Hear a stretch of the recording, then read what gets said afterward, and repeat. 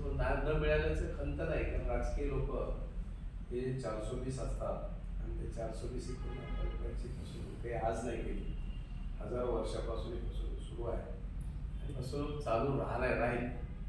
परंतु या बेईमानाच्या घोळक्यातही इमानदारीनं आपल्या गरिबांची, सामाजिक न्यायाची, भूमी हक्काची लढाई ही आपण लढत आहोत. हे आपलं एक सर्वांचं एक कौशल्य आहे की बदमाशांच्या मनातही आम्ही आमची मात्र भूमिका, आमची नैतिकता, आमची गरिबांच्या विषयी असलेलं प्रेम आम्ही कायम ठेवून भूमी हक्काची लढाई गावापासून तर जिल्ह्यापर्यंत, जिल्ह्यापासून तर राज्यापर्यंत आणि राज्यापासून तर दिल्लीपर्यंत नेण्याचं काम हे आपल्या सगळ्या मुक्ती मोर्चाच्या निमित्तानं आपण सर्वांनी केलेलं आहे. त्यामध्ये मी आपल्या सर्वांची बाजू, आपण नेहमी म्हणत असताना भाई प्रदीप पुढे आगे बढो हम तुम्हारे साथ आहे या आपल्या स्लोगनप्रमाणे मी पुढे आहे, तुम्ही माझ्यासोबत आहे आणि ही लढाई अधिकाधिक पुढे नेऊ हा प्रश्न सोडवणुकीसाठी आपण सर्व प्रयत्न करणार आहोत.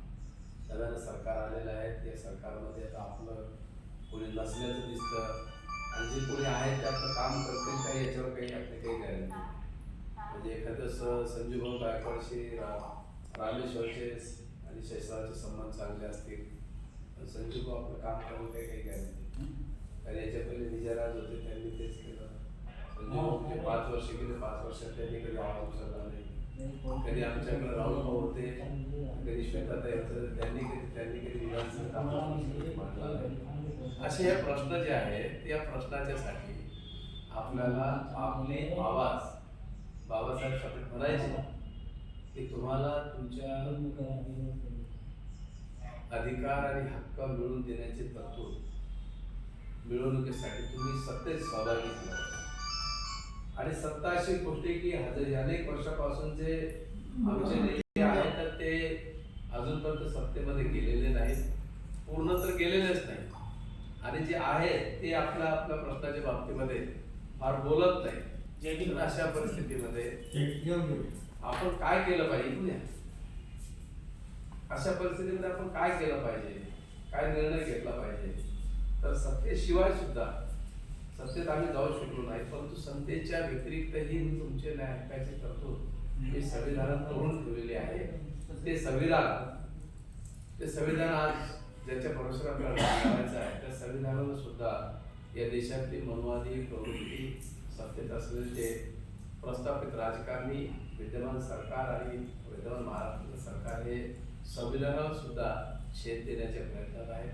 संविधानाच्या पाया पडून संविधानाच्या विरुद्ध वागून मोठ्या धनिकांना लाभ देण्याचं आणि गोरगरिबांना लाभ मारण्याचं काम आज या ठिकाणी केंद्र सरकार करत आहे.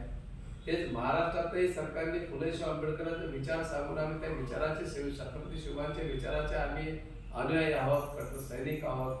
त्यांनी सुद्धा महाराष्ट्रातल्या लाखो कोटी रुपयाच्या जमिनी अदानी अंबानीला दिल्या पण आमच्या लोकांना दिल्या नाही. आम्हाला देण्याचा ज्यावेळेस वेळ येतो तेव्हा सुप्रीम कोर्टाचा नियम आणला जातो आणि ज्यावेळेस मोठ्या धनिकांना द्यायच्या वेळेस विकासाच्या नावाने त्यांना खरबो रुपये त्यांना चंद्रपूर सारख्या जंगलातल्या दिल्या जातात, मुंबई सारख्या जमिनी सुद्धा त्याला दिल्या जातात, त्याला जमिनी सुद्धा त्याला दिल्या जातात. असे अनेक कायदेशीररित्या बेकायदेशीरपणे त्यांना जमिनी देऊन आमच्यावर जो अन्याय होत आहे त्या अन्यायाला थांबवण्यासाठी आपली लढाई आम्ही सगळे एकत्र आल्याशिवाय ती मोठी होणार नाही आणि ती लढाई पुन्हा यशस्वी करण्याच्या दिशेला आपला जो सर्वांचा प्रयत्न आहे तो व्यापक दृष्टिकोनातून देवराजीने सांगितले की आम्हीच कार्यकर्ते ही चळवळ, या चळवळीला भूमिमुक्ती मोर्चाचं साधं काही असलं तर सरकार देत होतं, प्रशासन देत होतं. त्या ठिकाणी डॉक्टर ब्रिजलालजी चव्हाण मोताळा जरी गेले तर त्या ठिकाणी त्याची दखल घेतलं जातं. आज ब्रिजलालजी चव्हाण गेले एखाद्या त्यांना नावाने ते ओळखतात पण जो धाक होता तो धाक आपला कमी झाला. म्हणून मी नेहमी तुम्हाला सांगत असतो की एक प्राणी आहे की तो त्याचा धाक असतो. त्या प्राण्याचा धाक असा असतो की त्याला पाहिल्याबरोबर आपणही किती बलवान जरी असलो तर त्याला पाहिले की आपण क्षणभर अशी भीतीनं असं पाहू शकतो आणि त्याचं नाव असतं साप. साप म्हटलं की माणसाच्या मनात असं धाक निर्माण होतो. तो धाक निर्माण करणारा साप हा जसं वर्षातून एकदा काट काढतो कशा करता काट टाकतो की त्याच्यातला जो बालेदारपणा रुबाबदारपणा पुन्हा तो तव्यानं उभा राहावा यासाठी तो वर्षातून एकदा काट टाकतो.